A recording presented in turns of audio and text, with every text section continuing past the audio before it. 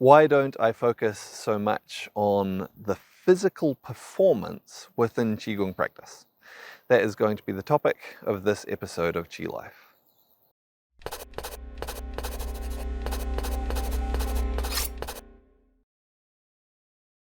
Okay, so this was a question that someone asked me. It was quite some time ago, and this person had been practicing Qigong for a while, and in particular practicing long white cloud Qigong practices, and so was quite familiar with the way I teach, but had started to look at other Qigong teachers and schools and see what they were teaching, which at a certain point in your practice is a really healthy thing to do. To begin with, often it's really important to not go looking at, well, to begin with, as I've talked about in vlogs in the past, it can be good to look around a lot to figure out like, which type of practice, which type of teacher do I feel drawn to? Do I feel like is going to be a good learning experience for me? Am I going to get, what I want out of it? It's good to do that to begin with. But then when you really want to start to learn some practices and really understand them, it's good to stay focused for a while, not get distracted by continuing to look at this and that and the other thing, but just focus on what it is you're working on, what you're learning, so that you can, really go deep enough into it to understand it properly and not get confused by looking at different approaches, different ways different people do things. So a healthy thing to do, looking at other teachers, and was noticing with curiosity, this wasn't a question to say like, oh, is this, there's something wrong with what you're doing, but curiosity as to, why I didn't focus on physical performance as much as some other teachers that she was looking at what they do. Now, by physical performance, I guess what she was meaning was things like, essentially how impressively you can do the practices, like how deep you can go, how low into stances, how big a range of motion you can use, and things like that. And so again, the question was out of curiosity, is like, well, why do you focus on it this way rather than so much on that? And so in this vlog, I'll explain. And really, it goes back to something I've talked about quite a few times on here, which is within Qigong practices, typically, we're using three main tools prominently within most Qigong practices. Now, some will focus very heavily on one or another of these tools.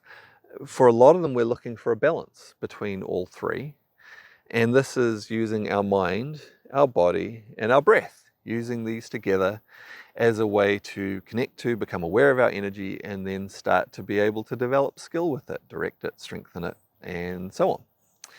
Sometimes we use other things as well, things within our environment and so on as part of that, but mainly mind, body, and breath. And the thing is, all of these are important. And certainly there are some teachers who focus very much on the physical performance, and to them it's all about doing the movement and how good the movement looks.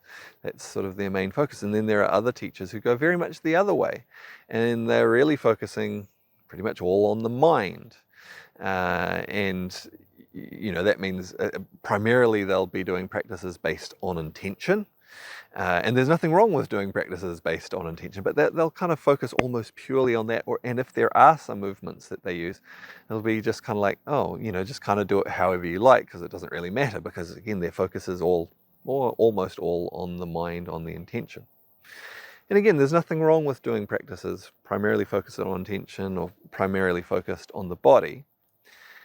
But certainly for me, in my opinion, and I don't think I'm alone in terms of many Qigong teachers and historically, it's well recognized that we want to use mind, body, and breath together, and each of them play their role.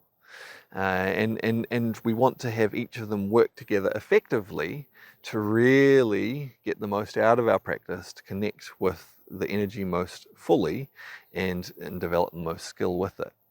And so if we focus too much just on the physical, we run the risk of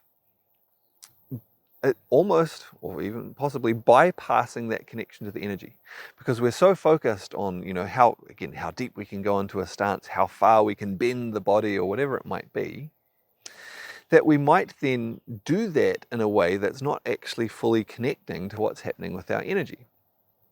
Similarly, if we focus just on the intention, that can easily become a bit disconnected from what's actually happening within our body. And our energy is very much related to both the mind, the body, and the breath as well. Within different practices, the breath will feature more or less prominently, but it's always very relevant. I'm not going to discuss the breath so much in this one. It's more that difference between mind and body and how they come together. And so in the way I practice, I think both of those things are equally important. And so we really focus on both of them. And what that means in terms of the movement, in terms of the physical performance, the focus isn't on how impressively you can do a movement, but there is a very clear focus on understanding the principles within the movement so that you can apply them the best way that you can to have that effect within your body and therefore also within your energy, to really work with your energy.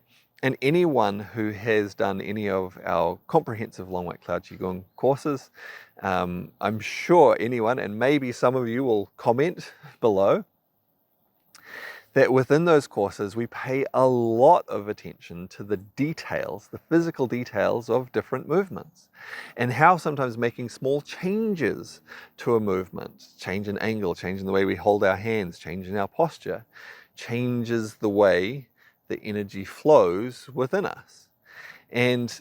But again, the focus is on those details. It's not then on how impressively you can do it. It's on understanding those little details of how using your body in different ways affects the energy flow.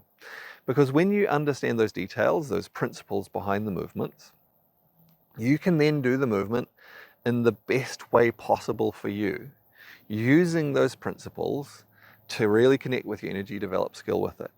And that will mean going as deep as is suitable for you into a stance, using as big a range of motion as is suitable for you to activate and to connect to your energy.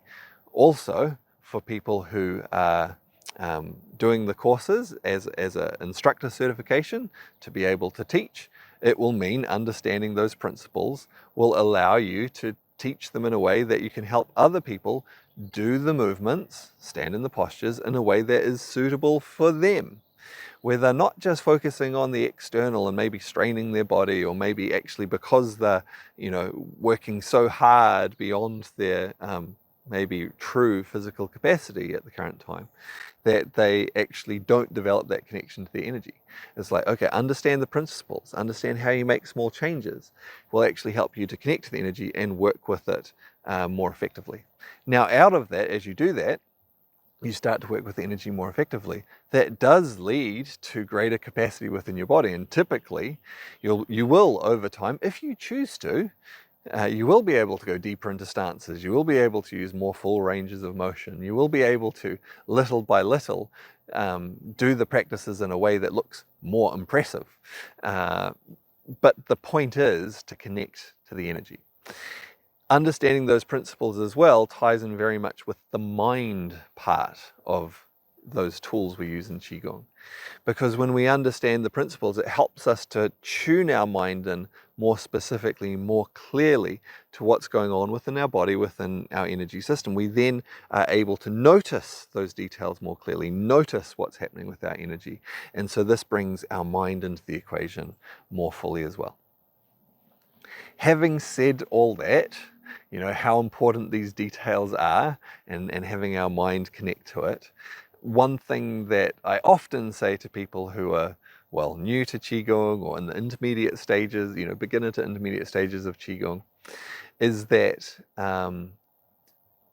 while the details are important, if you generally do a Qigong practice, you will get the general benefit for the most part.